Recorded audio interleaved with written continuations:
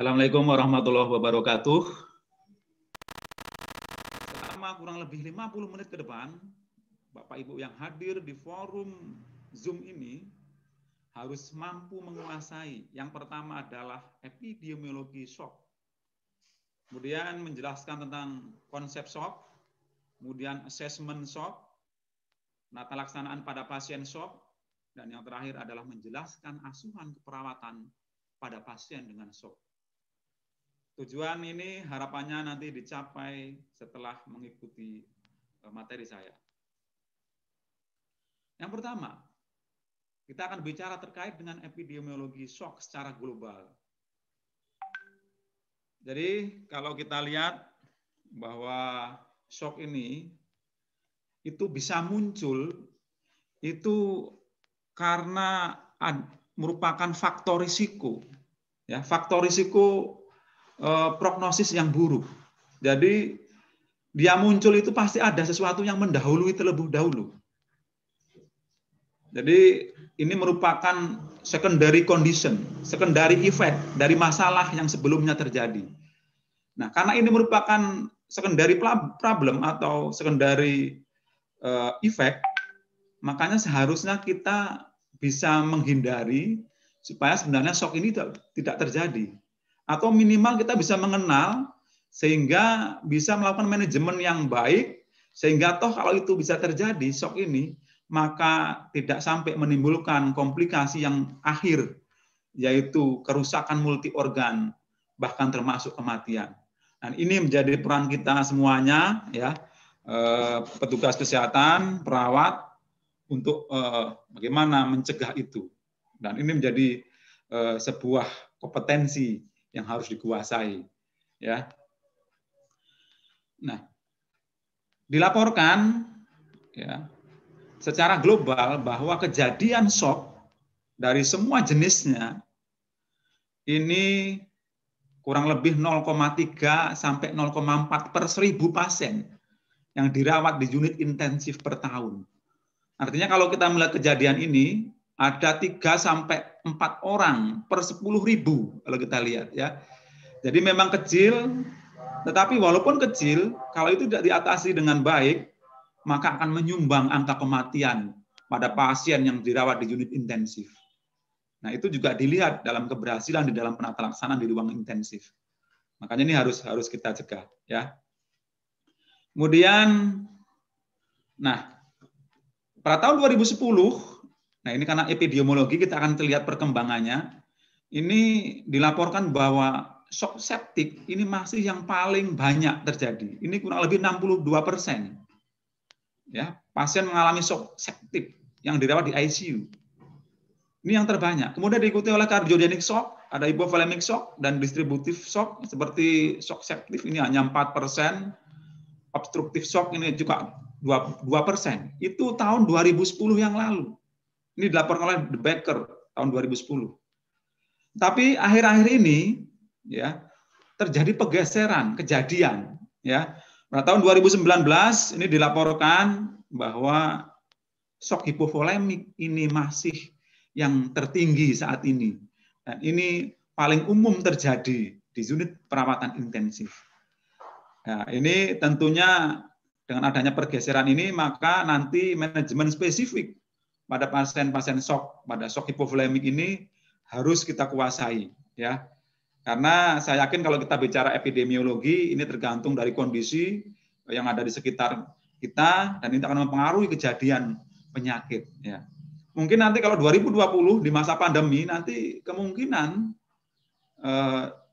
kejadian shock ini juga akan mengalami perubahan. Apalagi dengan meningkatnya pasien-pasien dengan infeksi akibat COVID-19. Nah, ini yang banyak dirawat di ICU. Nah, ini itu juga akan mendukung terjadinya kejadian shock. Dan ini nanti bisa kita lihat, kita bisa catat, dan ini kita laporkan di akhir 2020 apakah terjadi perubahan, bagaimana kejadian shock tersebut. Ya, ini secara global. Nah, bagaimana di Indonesia? Nah, Indonesia ini mempunyai karakteristik yang unik juga, ya. Jadi kalau kejadian di Indonesia memang kalau kita cari data epidemiologi shock ini memang agak sulit ditemukan, ya. Dan ini menjadi PR kita semua, sehingga apapun kejadian yang terjadi terkait dengan perkembangan penyakit itu harapannya didokumentasikan dengan baik, kemudian dipublikasikan, sehingga harapannya nanti bisa diketahui. Nah, sehingga kalau diketahui, itu bisa ada planning, ada tindakan untuk tentunya melakukan manajemen yang optimal di dalam mengatasi permasalahan. Nah, ini di kita masih perlu ditingkatkan kembali. Bagaimana pencatatan terkait dengan kejadian penyakit, termasuk kejadian shock. Dan ini menjadi PR kita, ya, untuk mendokumentasikannya. Nah, dilaporkan bahwa shock terbanyak di Indonesia ini adalah shock hemorragik. Shock hemorragik ini yang berkaitan dengan kejadian cedera traumatik. Ya, karena memang kalau kita lihat bahwa kejadian traumatik, baik itu yang kecelakaan lalu lintas, ya, ataupun kecelakaan lain akibat bencana, ya, ini masih banyak terjadi di Indonesia, dan ini menyumbang angka kejadian shock hemorragik terbanyak di Indonesia.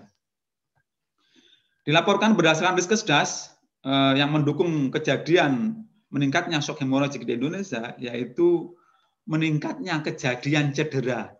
Kalau kita lihat bahwa tahun 2007 ini kejadian cedera ini sekitar 7,5%. Nah, sedangkan di akhir 2018 dilaporkan ini 9,2%.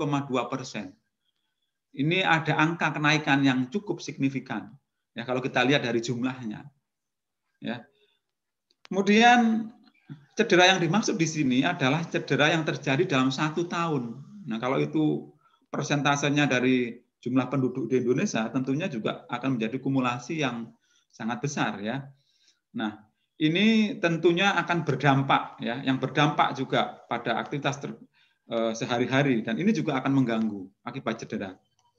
Nah, kalau kita lihat juga dari laporannya, ini antara laki-laki dan perempuan ini ada sedikit perbedaan. Kalau kita lihat perbandingannya antara laki-laki dan perempuan ini 11 banding 7,4.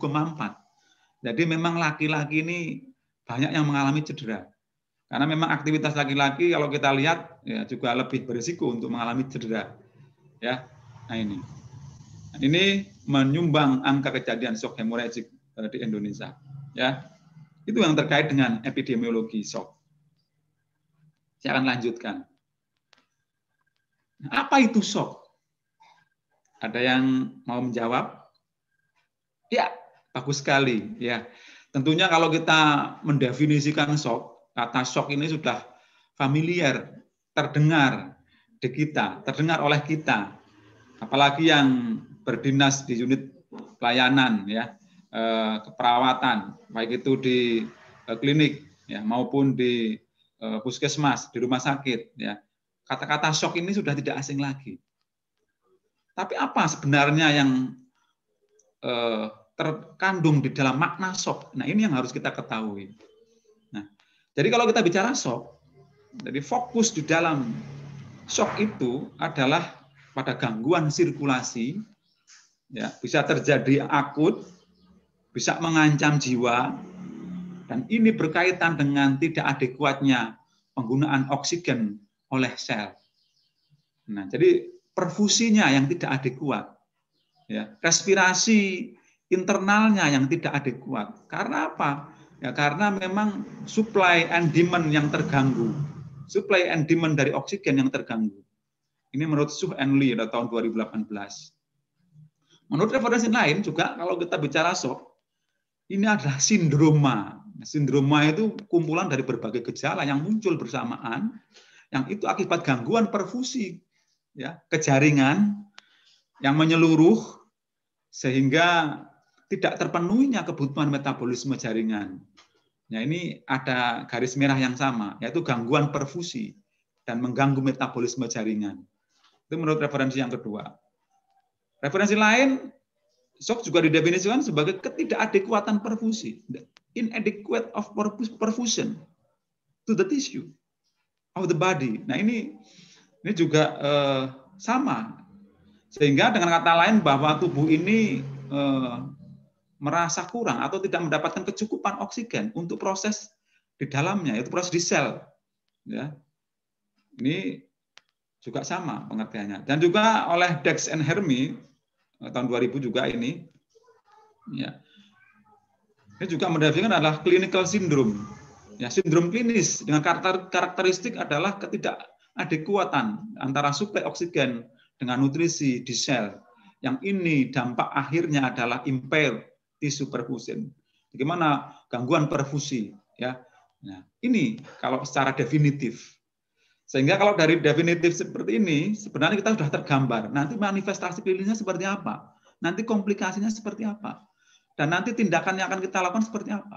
Ini kalau shock secara umum, ya, shock secara umum definisinya tersebut. Ya.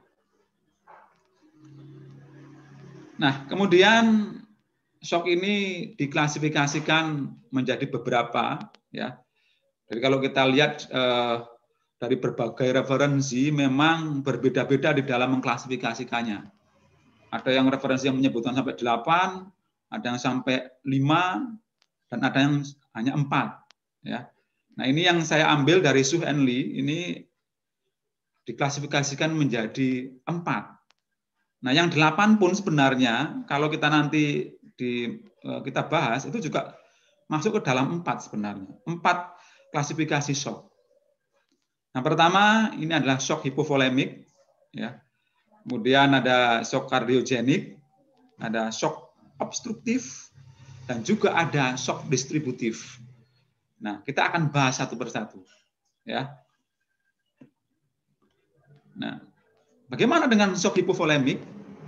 Nah, fokus di shock hipovolemik ini adalah pada volume di intravaskuler, jadi yang menurun. Jadi kalau kita lihat, kita ingat kembali, masih ingat bahwa kompartemen yang ada di dalam sistem tubuh kita, yaitu ada kurang lebih 60%, bahwa 60% tubuh kita itu terdiri dari cairan, ya. 60% itu dibagi menjadi 2, yang 40% itu cairannya di intrasel, kemudian yang 20% itu ada di ekstrasel.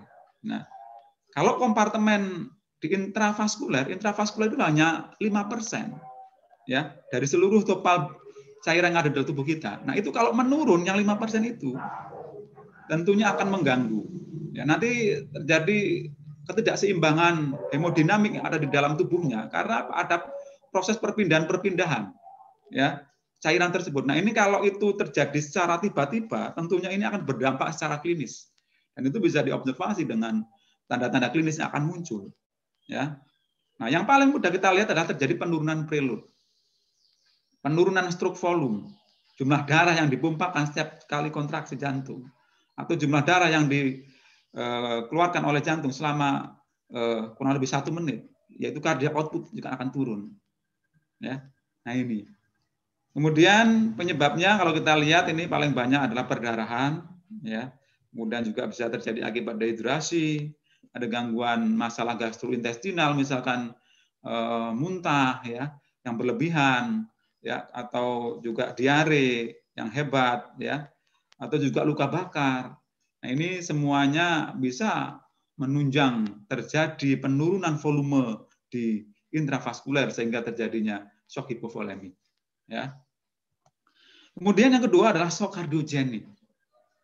Nah, ini shock ini sangat spesifik, ya, karena ini memang akibat kegagalan dari fungsi pompa, dysfunction of pump dari kardiak, jadi kegagalan fungsi dari pompa jantung. Ya, kalau jantung ini sebagai organ utama yang memompa, yang berperan di dalam sistem sirkulasi, kalau pompanya itu terganggu, maka alirannya juga terganggu. Ya, bahkan bisa tidak terjadi aliran, ya, terjadi henti jantung. Atau sebelumnya bisa terjadi, sebelum henti jantung bisa terjadi shock. Nah, shock inilah shock kardiogenik. Nah, kita bisa melihat dari penurunan COP-nya. Nah, penyebab yang paling banyak pada terjadinya shock kardiogenik ini adalah infak miokard. Ya, infak miokard ini akan berhubungan dengan aritmia tentunya. Karena dampak dari infak miokard ini pasti terjadi masalah-masalah gangguan konduksi, ya, gangguan denyut jantungnya. bisa aritmia. Dan aritmianya bisa mulai dari minor, mayor, bahkan aritmia yang mengancam jiwa. Nah, yang mengancam jiwa inilah yang bisa menyebabkan komplikasi yang paling berat, yaitu terjadi kematian. Kalau tidak dilakukan tindakan yang secara cepat, berupa resusitasi tentunya. Dan juga ada kardiomiopati. Nah, kardiomiopati ini juga kasus-kasus di kardiovaskuler yang cukup tinggi juga, ya, akibat dari disfungsi dari sel-sel miokard. Ya. Nah, ini juga mendukung terjadinya shock kardiogenik. Juga akibat gangguan katup jantung. Ya, ini juga bisa terjadi shock kardiogenik akibat terganggunya sistem sirkulasinya, akibat kelainan katupnya. Nah, ini. Ya. Kemudian shock obstruktif. Nah, kalau ini kejadiannya sedikit ya dibandingkan dengan yang lain, ya. Ini akibat sumbatan dari anatomi kardiovaskuler. Ya, bisa anatominya atau fungsi sistem aliran kardiovaskuler akibat sumbatan tentunya. Contohnya ada emboli paru, tamponit di jantung, ada pneumotorak, ya. Ya, juga bisa karena adanya metatasis dari tumor, adanya diseksi aorta. Yang ini semua akan mendukung proses dari fungsi aliran kardiovaskuler, ya tentunya, ya. Dan ini akan mendukung terjadinya shock obstruktif. Kemudian ada shock distributif. Nah, ini kalau kita lihat, ini akibat dari tonus dari vaskulernya yang terganggu. Jadi tonusnya. Ya. Nah, kalau kita lihat di dalam shock distributif ini ada juga bagian-bagiannya yang oleh referensi lain juga terpisahkan sendiri. Yaitu ada shock septik, ya. Ada juga shock anafilaktik, dan ada juga shock neurogenik. Nah, walaupun sebenarnya ini semua dari 3 shock ini, yaitu septik, anafilaktik, dan neurogenik ini memang kelainannya sama, yaitu pada gangguan tonus vaskulernya, sehingga dikelompokkan dalam shock distributif. Ya. Nah, sebenarnya kalau kita bahas tentang masing-masing klasifikasi shock itu, sebenarnya itu dari satu topik-topik tersendiri. Yang itu kalau dibahas secara detail, itu juga membutuhkan waktu juga yang sangat spesifik juga, dan butuh keterampilan yang sangat spesifik juga ya, untuk jadikan sebuah bahan-bahan untuk diskusi. Jadi kelak kemudian hari nanti kalau kita sub-sub lagi untuk bahas yang secara spesifik, ya, karena memang masalahnya sangat spesifik di masing-masing jenis shock tadi, ya. Oke. Nah, bagaimana patofisiologi shock itu? Jadi yang saya tuliskan ini adalah patofisiologi shock secara umum. Ya, karena nanti kalau kita bicara tadi yang dari klasifikasinya itu punya yang secara spesifik. Ya. Dan itu prosesnya ada sedikit perbedaan dari masing-masing. Walaupun secara umum ini kalau kita gambarkan dalam patofisiologi shock secara umum ini akan ada sisi-sisi yang bersamaan. Ya. Nah, tadi secara definitif memang di sini kalau kita lihat bahwa shock ini merupakan ketidaksesuaian antara supply and demand. Jadi antara peredaran darah dan kebutuhan dari oksigen di jaringan yaitu atau di sel. Nah, jadi begitu shock itu atau ada masalah sebelumnya yang menyebabkan berisiko mengalami shock, yaitu misalnya ada perdarahan, ya, adanya infak miokard, ada aritmia, ya, adanya alergi, adanya gangguan di sistem muskuloskeletal dan neurologik, ya. Ini tentunya ada respon-respon vaskuler yang terjadi di dalam tubuh.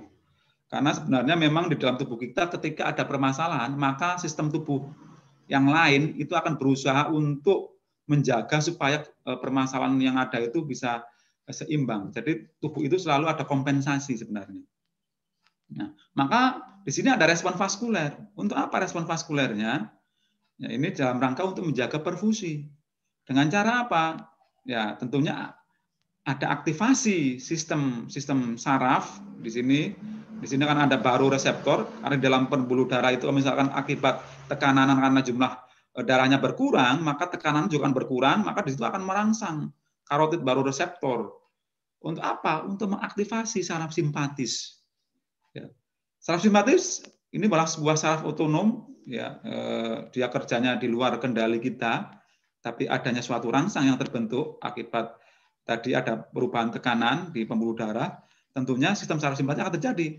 Sistem saraf simpatik ini akan berusaha mempengaruhi terjadi peningkatan heart rate, ya, di medula, ya, oblongata yang sebagai pusat pengaturan denyut jantung, ya, dan pernapasan, ya.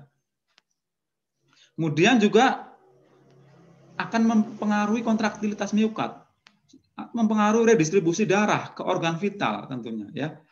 Dan juga terjadi pelepasan vasoaktif hormon, ya. Ini juga akan meningkatkan tonus vaskuler. Ada aktivitas ADH, ada aktivasi dari renin-angiotensin yang menghambat tentunya pengeluaran dari Na dan air. Yang sehingga Na itu ditahan, air itu ditahan, ya, sehingga volume di intravaskuler ini bisa terjaga. Ini kalau kompensasinya masih bagus, masih kompensatif. Tapi terkadang dalam kondisi yang buruk, nah ini hal-hal seperti ini di dalam tubuh itu tidak mampu berkompensasi, maka akan muncul dampaknya. Yaitu apa? Salah satunya itu disfungsi mikro dari sirkulasi. Ya, nah ini.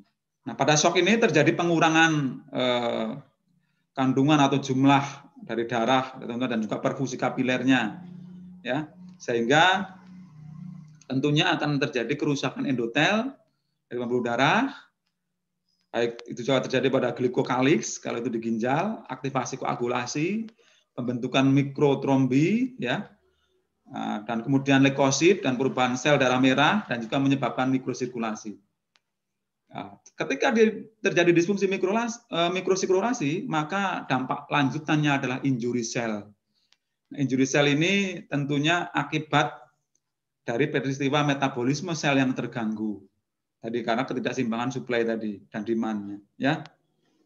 Nah, ini kalau kita lihat contoh dalam kondisi normal. Jadi kalau kondisi normal itu oksigen ini ada, maka di sel itu terjadi metabolisme aerob yang itu hasilnya adalah 38 ATP melalui glikolisis aerob dan siklus Krebs, ya. Siklus TCA, tricarboxyl acid, ya. Nah, tapi pada shock ini akan berbeda karena ketidakcukupan oksigen. Nah, maka hasil metabolisme dari glukosa yaitu pirufat ini tidak dapat masuk ke siklus Krebs, ya, karena sebenarnya di siklus Krebs ini butuh oksigen yang cukup. Nah, maka akhirnya terjadilah metabolisme anaerob yang itu hasilnya akan mengurangi ATP yang terbentuk dan juga terbentuk asam laktat. Asam laktat ini bisa dilepaskan ke sistem sirkulasi dan ini kalau menumpuk banyak bisa terjadi asidosis. Nah, ini sangat mungkin terjadi pada pasien dengan shock.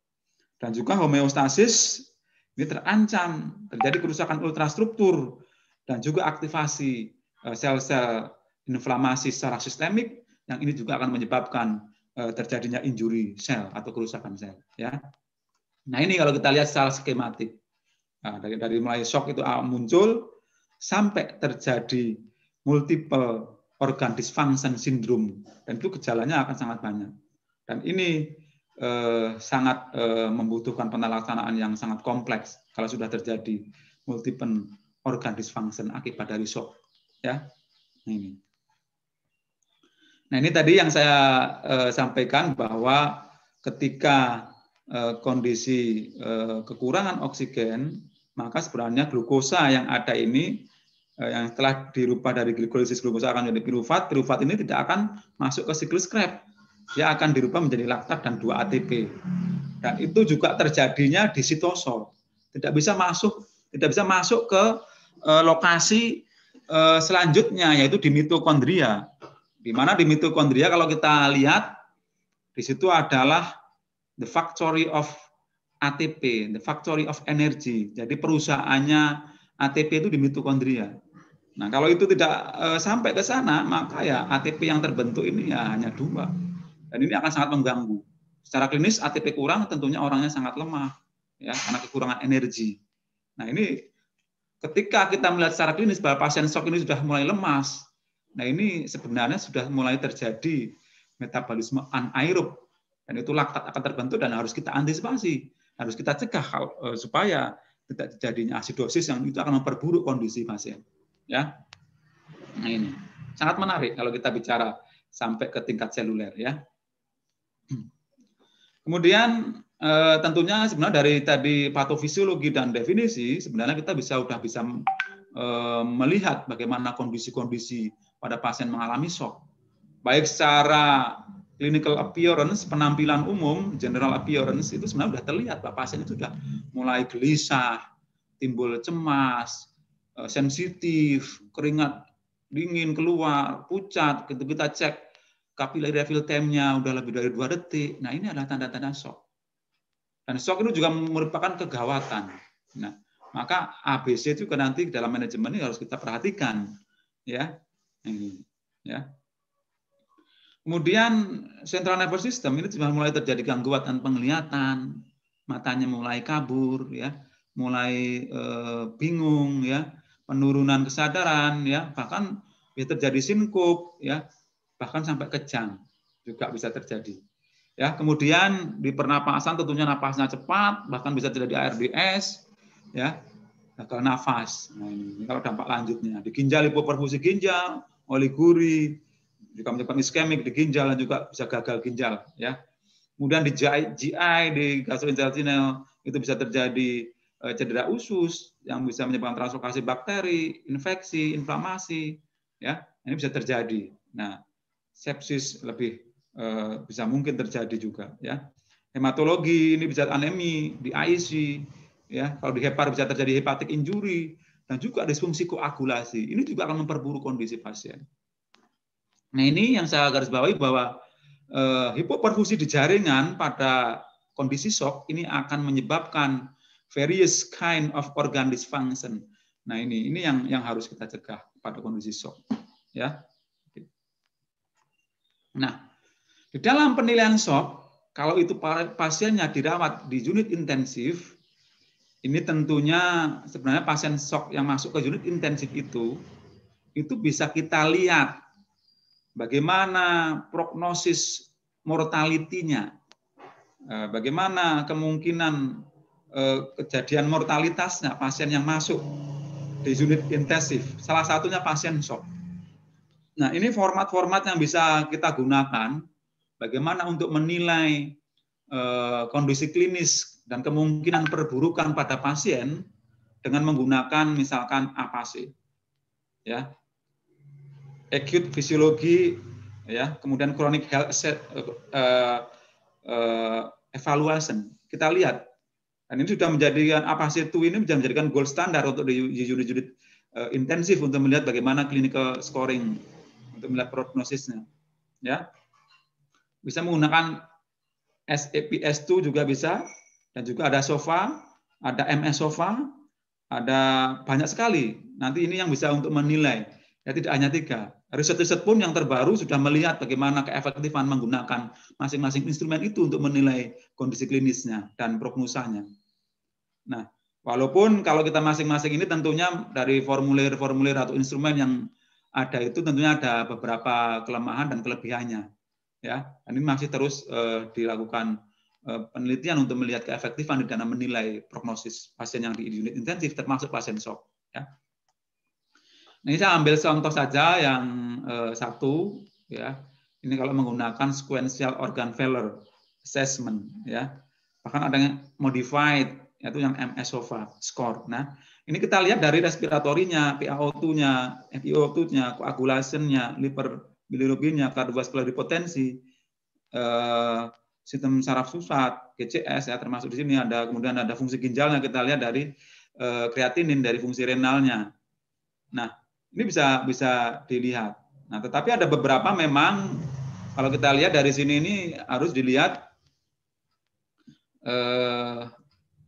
berbagai indikator-indikator yang memang kalau di rumah sakit tentunya ada beberapa memang yang nggak bisa mengecek ini. Nah, ini menjadi sebuah kelemahan dari instrumen tersebut, sehingga nanti modifikasi bisa dilakukan dan jika ini masih bisa berubah, ya, dan masih bisa dikembangkan lagi, ya. Nah, bagaimana hemodinamik pada shock? Nah, kalau kita lihat kalau dalam keadaan emergency, nah heart rate ini yang menjadi indikator utama yang bisa kita lihat karena mudah kita nilai, ya, tanpa alat, ya. Kalau tekanan darah ini harus butuh alat. Kalau itu pra-hospital lah, heart rate yang menjadi indikator juga. Karena heart rate ini merupakan komponen vital dari cardiac output. Ya, dan kalau kita lihat dari klasifikasi dari ATLS bahwa pada kondisi perdarahan ini contoh ya kelas 2 ya, dan perkiraan perdarahan kehilangan 15-30%, ini sudah menunjukkan takikardi lebih dari 100.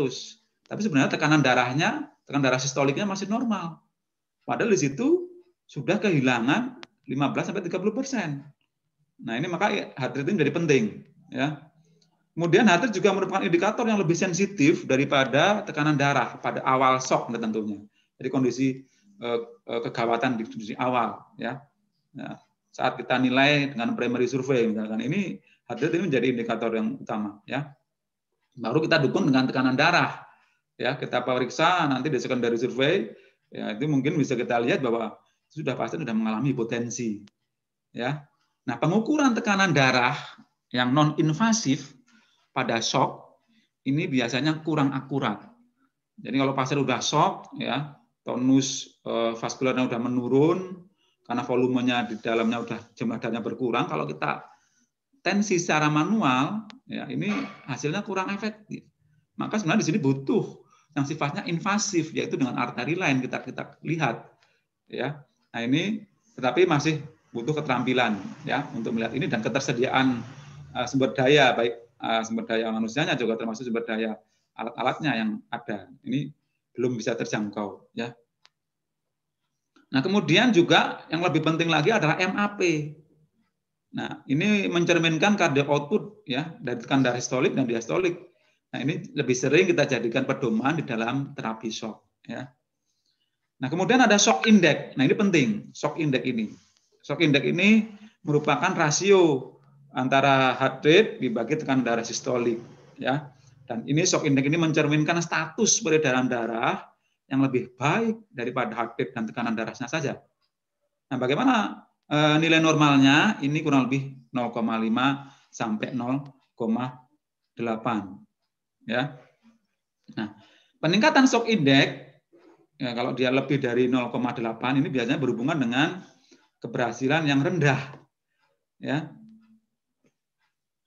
Atau kalau misalkan kalau semakin tinggi berarti heart rate-nya semakin cepat ya, tekanan darahnya semakin turun.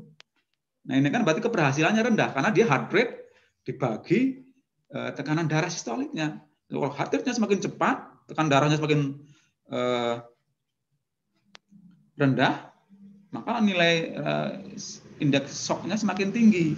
Nah, ini menjadi keberhasilan jadi rendah. Dan shock index ini juga memiliki nilai prediksi untuk pada shock kardiogenik ya. Ini bisa digunakan nanti di lapangan shock index ini ya. Nah, di lapangan atau sering kita dengar bahwa kalau tekanan darah turun ini shock. Nah, ini belum tentu ya. Jadi tekanan darahnya rendah ini belum tentu shock. Nah, maka harus dicari tadi indikator-indikator yang utamanya yang penting ya. Nah, ini kalau kita lihat karakteristik dari hemodinamik pada pasien shock. Nah, ini tentunya kalau indikator ukurnya ini sudah menggunakan indikator ukur yang invasif, misalnya kita gunakan PCWP ya, pulmonary capillary wedge pressure, ini pasien harus terpasang kateter Swan-Ganz. Di sini bisa kita lihat preload-nya. Tapi apakah itu bisa dipakai di unit-unit rumah sakit yang mungkin levelnya tipenya tipe C atau tipe B. Nah, ini tentunya ketersediaan ini belum bisa ya. Tapi ini sebenarnya menjadi sebuah indikator yang spesifik dan itu menggambarkan keakuratannya ya. Nah, ini ke depan semoga bisa semuanya bisa memiliki ini ya dengan kemajuan teknologi tentunya ya. Kemudian bisa dilihat dari CVP. Kalau CVP ini saya yakin di unit-unit sudah bisa ya. Dinilai dengan cardiac output-nya juga dinilai dari SVR-nya, systemic vascular resistance-nya. Nah, ini ada sedikit perbedaan. Kita lihat karakteristiknya dari mulai shock hipovolemik, karyogenik, hipostruktif, dan distributif. Masing-masing karakteristiknya berbeda-beda. Ya, kalau kita lihat hipovolemik semuanya menurun. Ya, preload-nya, CVP-nya, ya, CO-nya, ya, SVR-nya. Kecuali SVR yang meningkat karena dia berkebalikan. Ya, nah karyogenik sama. Ini ada increase, ini ada outputnya decrease, kemudian systemic vascular increase. Juga sama pada obstruktif dan juga distributif. Ya. Nah ini juga pemeriksaan penunjangnya, ini sangat banyak ya kalau kita mau melihat bagaimana memastikan itu shock, betul ya, bisa melihat nilai preload-nya ini dengan pulmonary artery catheter, ini tadi bisa ya, ini tentunya dengan kateter Swangan ini bisa. CVP bisa di echo, bisa di transpulmonary thermodilution system, ini juga kateter Swangan yang bisa menilai ini ya. Kemudian kita lihat dari cardiac contractility-nya di echo-nya ya. Kemudian afterload-nya dengan cardiac output-nya, kita dengan pulmonary artery catheter ya sama ya, dengan bioimpedan atau dengan cellular oksigen ya, dengan NIRS, dengan video mikroskopi. Nah, ini alat-alat yang tentunya invasif dan bisa kecuali echo ya. Ini sangat baik mendeteksi shock ya. Nah, bagaimana penata laksana umum shock? Ini kalau kita lihat tentunya karena ini bisa menjadi masalah kegawatan, maka kita nilai ABC-nya. Primary survey-nya harus kita lihat dari mulai ABC. Ya. Ya. Kalau A dan BC dan B ini kita lihat. Kalau ada gangguan RW ya dan breathing yang itu membutuhkan suatu perlu intubasi, harus kita lakukan intubasi. Ya, harus sampai mengalami gagal nafas ya. Ini harus dipertimbangkan, tetapi juga terjadi gangguan pernafasan seperti hipoksi, asidosis berat, nah, atau penurunan status mentalnya, dan ada terjadi ancaman gangguan jalan nafas, intubasi ini bisa dipertimbangkan untuk dilakukan ya. Kemudian penurunan kerja pernapasan dengan intubasi dan sedasi ini juga yang memadai ini dapat membantu meningkatkan pengiriman oksigen ke jaringan. Karena memang dengan intubasi ini oksigen yang masuk ini menjadi lebih adekuat ya. Kemudian resusitasi volume pada pasien nanti ini tindakan pemasangan ventilasi sebelum dengan dilakukan dukungan vasopresor, ini harus dilakukan sebelum dilakukan pemberian ventilasi yang positif ya. Kemudian ada resusitasi cairan. Nah, tentunya ini C-nya ya. Ini harus dimulai untuk memulihkan sirkulasi mikrovaskulernya dulu ya, bila memang ada bukti shock ya, kita resusitasi cairan ya. Kemudian kita cari awal ya, cairan awal yang harus kita berikan ini dilihat dari kita berikan adalah isotonik kristaloid ya. Apa saja cairan isotonik kristaloid nanti kita akan jelaskan ya. Kemudian status volumenya, curah jantung, tekanan darah, status perfusi jaringan dan juga harus dievaluasi. Pemberian vasopresor ini juga bisa dimulai ya setelah resusitasi tentunya yang kecuali pada shock anafilaksis ya atau henti jantung ya. Nah, tidak ada tekanan darah yang menjadi target optimal yang universal. Jadi memang harus kita lihat sesuai dengan kondisi pasien masing-masing ya. Kemudian kebanyakan vasopresor ini juga akan meningkatkan tekanan darah ya, karena meningkatkan resistensi dari pembuluh darah. Dan juga dapat menyebabkan penurunan perfusi kapiler. Maka hati-hati ketika pemberian vasopresor harus dimonitor dengan ketat. Nah, kemudian secara keperawatan ini yang bisa kita lakukan yaitu dengan meninggikan ekstremitas bawah ya, kaki pasien secara pasif, yaitu dengan mengangkat kaki pasien ya, ini menyebabkan pergerakan darah yang terkumpul di ekstremitas bawah ini menuju ke sirkulasi pusat, dan ini sudah diriset, hasilnya cukup efektif. Nah, tentunya the passive leg raising test ini sudah dilakukan riset ya, bahwa dengan meninggikan 45 derajat ya selama 30 sampai 90 detik ini akan terjadi peningkatan dari volume dari darah ya, jumlah darah ya ke sirkulasi pusat, yang itu juga akan terlihat dari peningkatan cardiac output dan juga termasuk stroke volumenya tentunya ya. Ini sudah bisa dilakukan ya. Tentunya melihat sambil dimonitor betul ya hemodinamiknya ya, dan juga ada kalau ada tanda-tanda perubahan hemodinamik ini harus tetap dimonitor ya, atau ada kontraindikasi dan ini juga harus diperhatikan juga untuk memberikan posisi ini tentunya ya.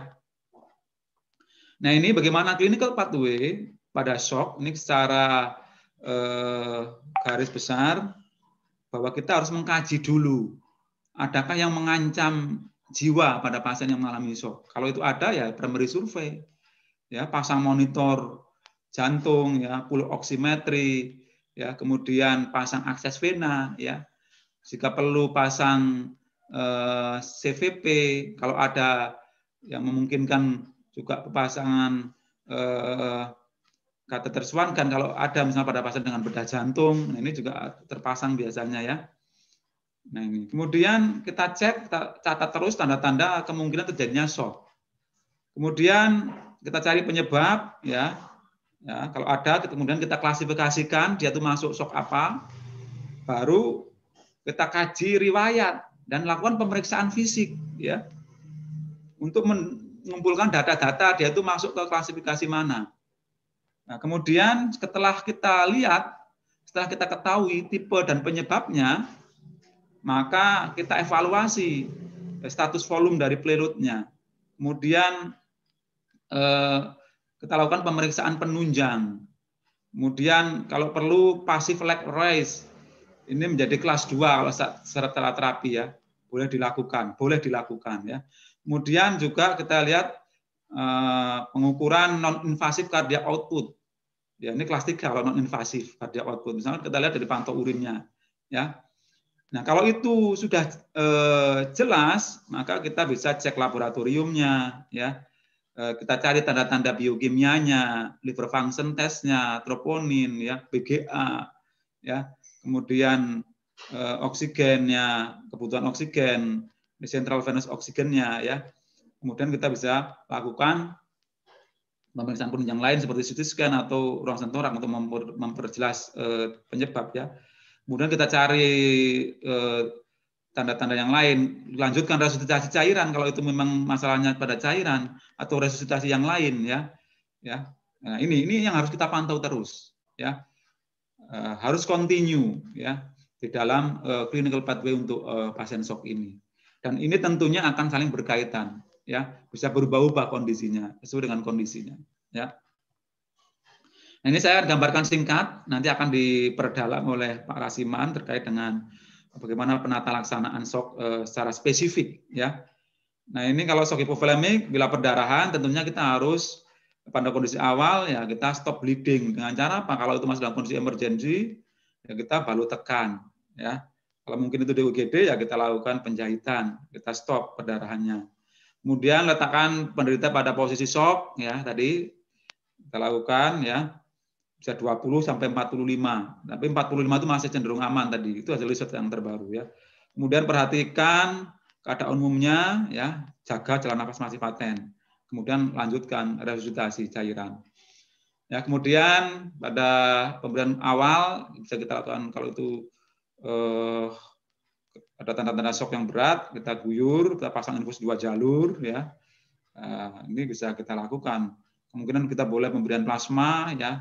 Nah, cairannya bisa RL, NaCl, ini juga dikombinasi, ya, supaya karena cairan dari ini mudah pindah, ya, mudah pindah ke ruang ekstravaskuler, jadi memang harus dikombinasi dengan cairan yang lain, ya.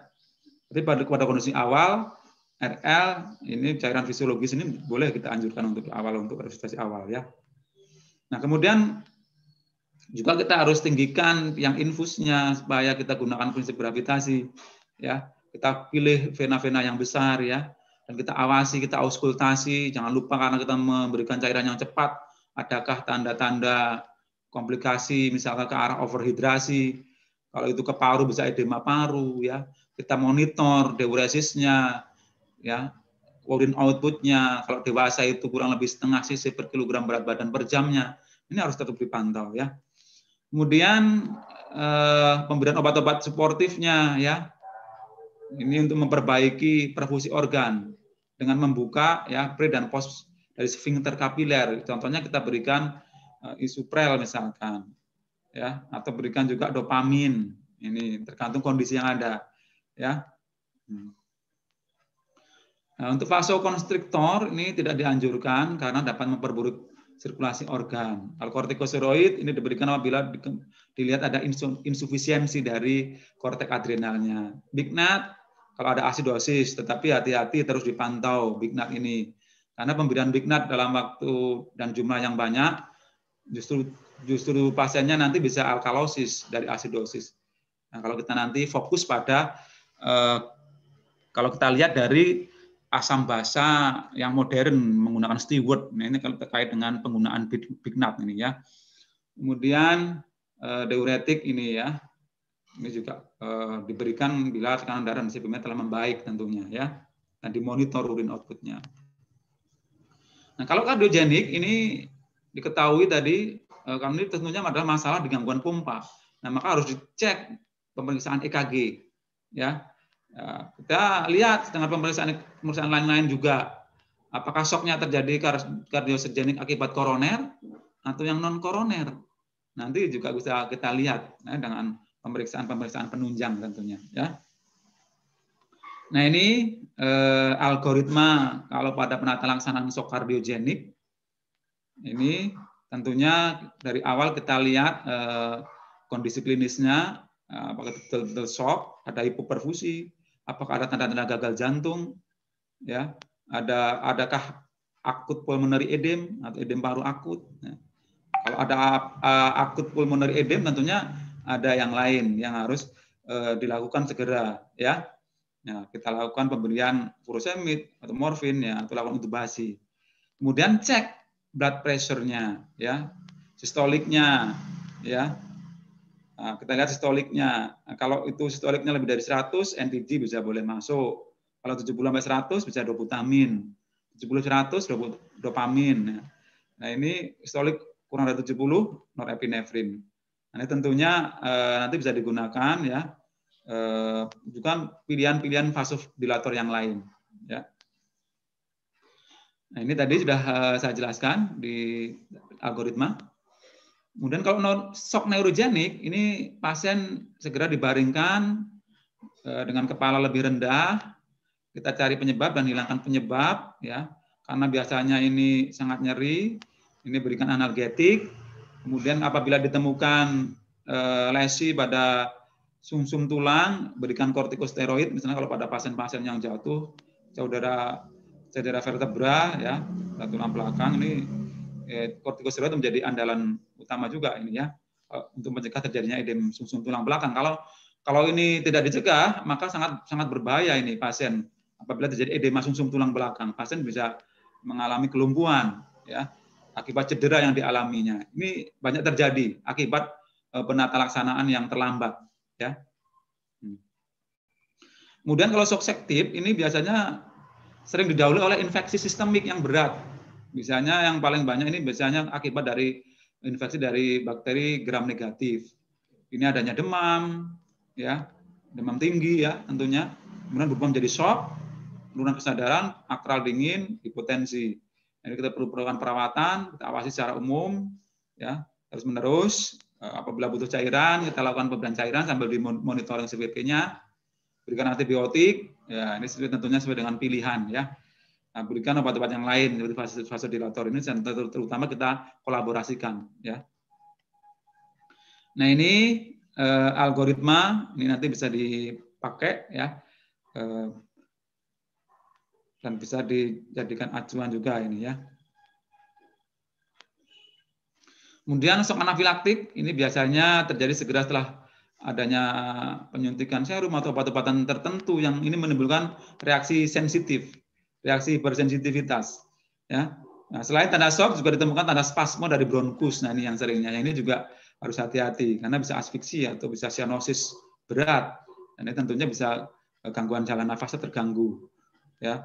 Nah, ini sering didahului oleh rasa sakit kepala, gangguan penglihatan, ada urtikaria, ya, kemudian edema di wajah, mual, ya, bahkan muntah.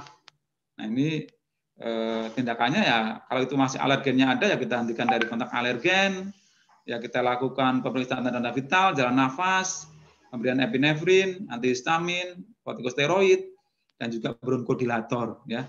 Ini tentunya kita kolaborasikan dengan rekan sejawat kita, ya. Nah, masalah keperawatan apa saja yang muncul? Nah, ini secara garis besar ada dua, ya, bisa penurunan curah jantung dan juga gangguan perfusi jaringan.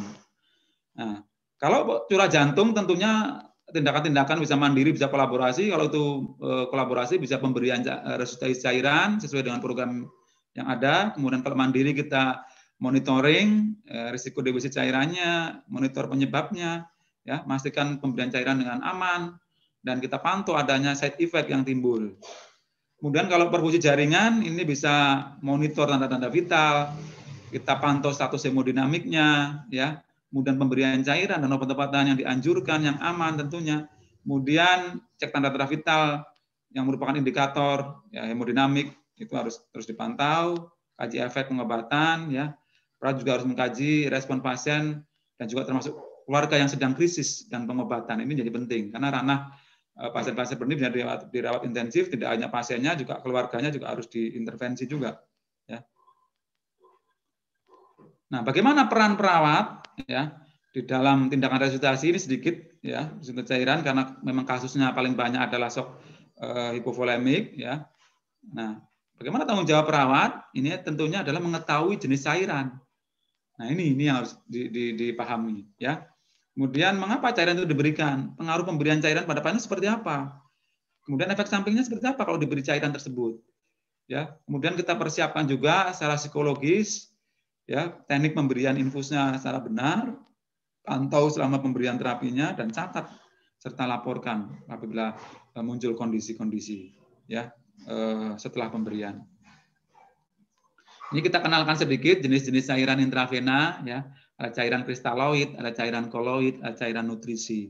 Kalau kita lihat kristaloid yang ini tadi ya, ini merupakan cairan yang sebagian besar berisi partikel ion Na ya, sebagian partikel aktif dalam penentuan osmolaritas, tidak mengandung partikel onkotik, karena ini tidak terbatas dalam ruangan intravaskuler ya. Kemudian ukurannya interstisial 3 kali lipat ya. Kemudian ruang intravaskuler ya, di 3 kali lipat di intravaskuler, 3/4-nya kristaloid ini akan didistribusikan ke ruang interstisial dan 1/4-nya akan ke ruang intravaskuler ya. Ini contohnya bisa RL, NaCl 0,9% ya. Kemudian juga ada glukosa 5% dan natrium klorid, WIDA RD ya. Nah, kemudian kalau koloid ini tentunya mengandung partikel onkotik yang menghasilkan tekanan onkotik. Nah, bila diinfuskan, koloid ini akan tinggal ya, terutama dalam ruang intravaskuler ya. Jadi nanti ketika berlanjut bisa dikombinasikan ya. Darah dan produk darah ini menghasilkan tekanan onkotik ya. Karena mengandung molekul protein yang besar, tapi relatif mahal ya. Nah, ini cairan koloid bisa ekspafusin ya. Nah, kalau cairan rumatan ini cairan yang digunakan untuk memenuhi kebutuhan nutrisi. Ya, ada air dan juga ada air di dalamnya ya. Ada dextrose 5%, D 10%, kemudian cairan nutrisi asam amino, alam lemak ya. Ada juga mengandung kandungan elektrolit seperti KN, KNMG. Nah, ini ya. Ini contohnya kalau dilihat dari mereknya ya. Kemudian ada cairan rumatan ini juga ada KN tadi KN ya. Contohnya ada yang elektrolit ini KN ya. Kemudian ada juga sodium klorid ya, yang 3%. Nah, ya. NaCl yang 3% ini ya. Nah, kemudian kita lakukan pemantauan dan evaluasi. Kita evaluasi setiap target dari resusitasi dan juga pemantauan terhadap efek samping tentunya ya. Kemudian target resusitasi ini kita lihat adalah harapannya kardio output menjadi optimal, kesadarannya meningkat, fungsi respirasinya baik dalam kondisi normal ya, saluran cernanya kerjanya meningkat dalam kondisi normal ya, tentunya fungsi-fungsi GI-nya ya tidak ada diare ya, kalau itu nanti yang bermasalah ya penyebabnya misalkan ya. Kemudian saluran kemihnya fungsi baik, kemudian tekanan darah dan nadinya dalam rentang normal ya. Kemudian kelebihan cairannya kita lihat kalau sebagai efek samping ada edema paru, edema perifer, ada efek samping akibat teknik pemasangan infus, misalnya ada ekstravasasi, plebitis, adanya trombus, emboli, ya. Kemudian sehubungan dengan reaksi, misalkan ada reaksi menggigil, reaksi anafilaksis, ini juga harus kita kaji, ya. Kemudian dokumentasikan hasil dari tindakannya, cek juga dan catat gejala klinis yang timbul, hasil laboratorium yang diperiksa selama pemantauan, kembali lagi cek airway breathing dan circulation-nya, kalau itu masih menjadi masalah kegawatan, dirievaluasi, kemudian kaji ulang status hemodinamiknya, dan catat obat-obat dan yang telah diberikan. Ya, itu yang bisa saya sampaikan ya. Karena waktu 50 menit, nah, nanti kita akan bahas lagi di sesi-sesi diskusi. Ya, terima kasih atas perhatiannya. Semoga bisa menambah keilmuan dan wawasan kita. Saya akhiri. Assalamualaikum warahmatullahi wabarakatuh.